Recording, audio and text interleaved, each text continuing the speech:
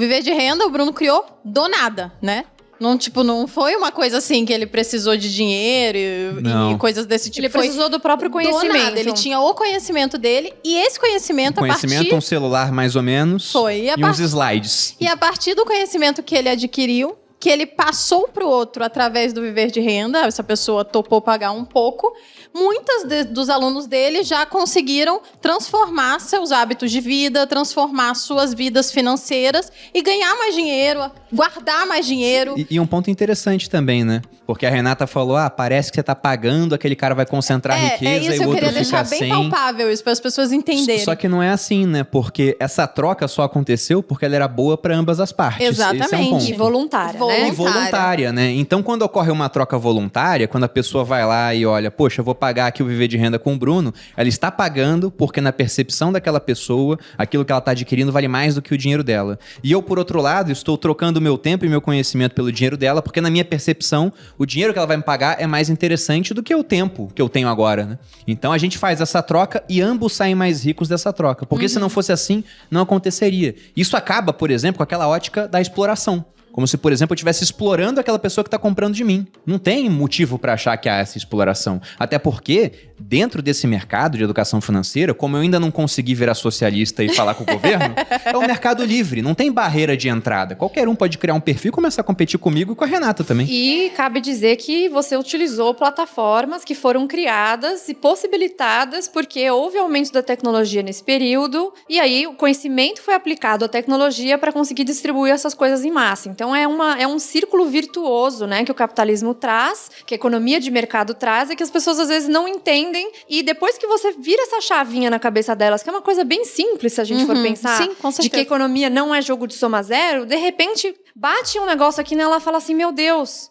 Então, quer dizer que eu posso começar a procurar mais renda, então eu vou vender bolo, eu vou ser Uber à noite, e também começa a defender coisas que fazem mais sentido para ela. Que aí a gente cai um pouquinho no que eu falo no meu curso de Capitalismo e Socialismo, que eu explico não só a história, mas o que é liberdade econômica, dentre outras coisas, para que as pessoas possam defender também boas políticas públicas. Porque se chega lá na frente, eu voto no cara que quer taxar grandes fortunas falando que o problema do mundo são os bilionários, por exemplo, ou ele quer diminuir, aliás, aumentar as regulações, as burocracias e piora o ambiente de negócios. Em larga escala, quem vai ser prejudicado é essa pessoa. Exatamente. Então, se ela não sabe o que ela defende, ela acha que ela está indo a favor das pessoas mais pobres, das pessoas desassistidas. Na verdade, ela está indo contra quando ela faz isso. Então, se ela não entende o básico dessa história de como que nasceu o capitalismo, que é uma evolução natural do comércio, o que foi o socialismo, como é que ele foi imposto, o que ele significa, quais são as políticas que isso tem a ver, o que é liberdade econômica, por que a liberdade econômica tem altíssima correlação com prosperidade. Quando ela entende isso, ela consegue não só tomar melhores decisões de investimento dela mesmo, para investir, eu digo, financeiramente ou empreender, mas também de apoiar o que é certo e que vai ser bom para todo mundo. Você falou de taxação de grandes fortunas, né? A Argentina acabou de fazer isso. E aí, tá certo ou não? É legal dizer isso, porque as pessoas, elas acham que essas coisas não impactam na vida delas diretamente. Pois é, aí vem esse discurso de que, para de ser cheerleader de bilionário. Só que se você taxa grande fortuna, né, a Renata fala, eu concordo, que o rico, ele pode ser tudo. Menos burro. Menos burro, pô. Senão ele não Obrigada, tinha ou ficado ou se mantido rico, né? Então, na Argentina, eu até fiz um post no Instagram na época, assim que eles começaram a aprovar... Na verdade, quando começou a discussão sobre se aprovar um imposto extraordinário, temporário para grandes fortunas, né? Só que como o Friedman falava... Temporário. Esse negócio de temporário é complicado, né? Nada é mais permanente do que uma política temporária de governo. Do lado, eu coloquei esse post e do outro, do pessoal que estava fugindo pro Uruguai. E o Uruguai, que não é bobo, o que ele fez? Ele diminuiu os impostos para aquelas pessoas que têm mais capital e estão vindo da Argentina. Mas isso está acontecendo em estados dos Estados Unidos, né? Pessoas saindo da Califórnia, indo pro Texas. O Elon Musk, né, fez fazer isso também recentemente, e isso vai acontecer com outras pessoas, logicamente, e é algo que aconteceu na França. Eu até comento isso no meu curso, e sempre também falo sobre isso, que na França eles chegaram a 75% a alíquota máxima para pessoa física.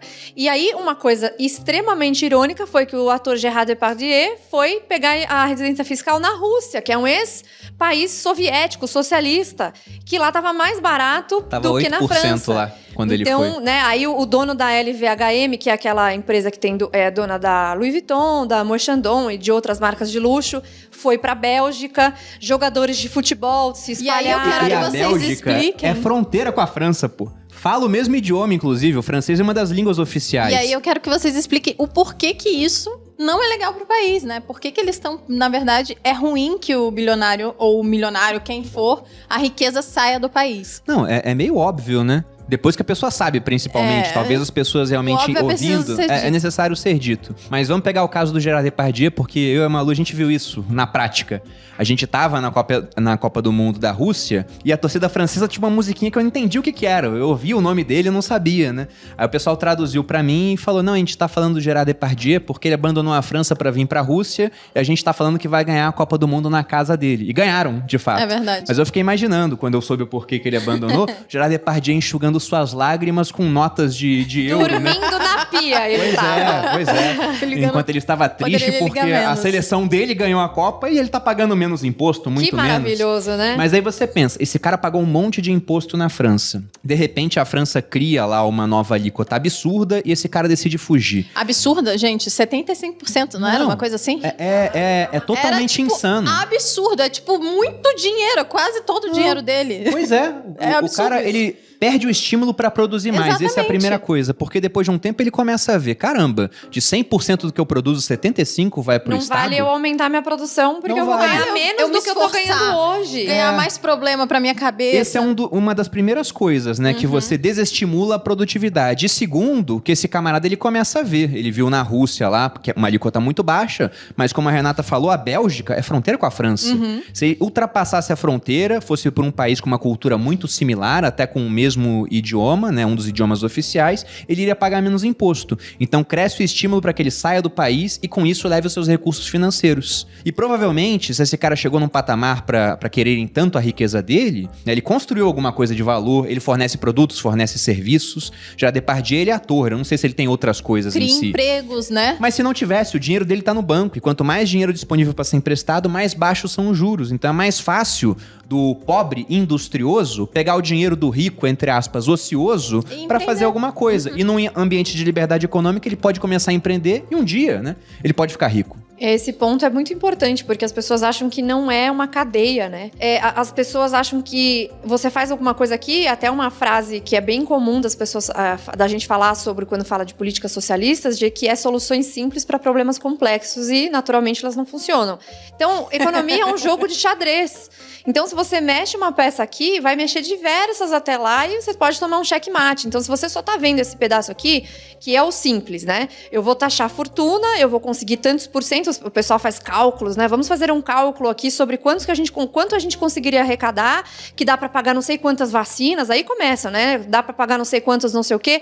Mas assim, primeiro, o rico não é burro, então ele vai mudar a residência fiscal dele. Que é a coisa mais fácil do mundo hoje em dia. Ainda mais para quem é rico, né? Comprar uma cidadania, você investir em algum lugar, você ter Portugal, Luxemburgo, o próprio Estados Unidos tem o programa EB5, que você tem investimentos que você consegue cidadania. E aí, se você tem ricos progressistas que já fazem isso, imagina os outros ricos, gente. Então, se o pessoal de Hollywood, que adora falar sobre uma hora de aumentar os impostos. Aqui no Brasil também, as pessoas não entendem muito isso, mas acham que todo o dinheiro está sempre disponível exatamente do mesmo jeito. Mas é muito fácil criar estruturas tributárias para você reduzir esses impostos, ou mudar de cidadania, retirar os empregos daqui. Eu dou até um exemplo. É tão difícil de contratar mão de obra de tecnologia aqui no Brasil que eu tenho boa parte da minha operação da Cursolid na Índia. Então eu estou gerando emprego na Índia. Nossa, Renata, você não é patriota? Não, mas eu prezo. Não é questão de patriotismo. Eu não sou burra. Fala aí. Eu não sou burra. Eu prezo por melhorar os meus custos.